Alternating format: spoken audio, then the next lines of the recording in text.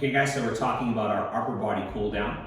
And as I talked about with our lower body cool down, there's three components. The first one being some foam rolling.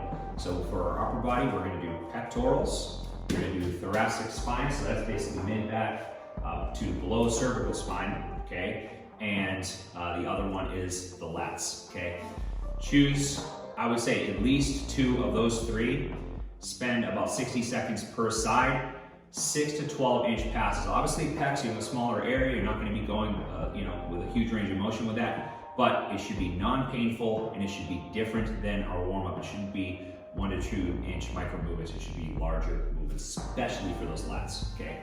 So choose 2 to 3 there, 60 seconds per side, and then move on to your next thing, which is going to be your static stretching.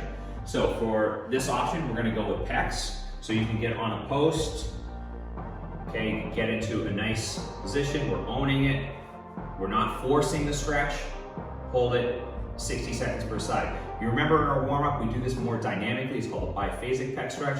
You're not adding the biphasic portion to the cool down, okay? So just hold it statically for 60 seconds per side. Another option, which is our lat stretch. So in our warm-up, we do biphasic lat stretch. So for cool down, we're gonna just do a simple static lat stretch. Again, I see people force this one. Don't force it, okay? Your body is meant to do what it's meant to do. We don't need to force range of motion. We want it to be authentic range of motion for you, okay? So hold this position, 60 seconds per side. This is usually a nice one, especially if you're, an old school meathead like me. We tend to get very tight in the lats, which will have other issues, okay? And then we're gonna conclude things with what we always conclude with, which is some type of breathing.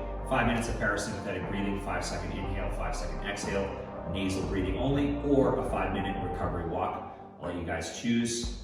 Both are beneficial. If you do decide to do the walk, every 60 seconds, hold your breath, hold your nose for 5 seconds.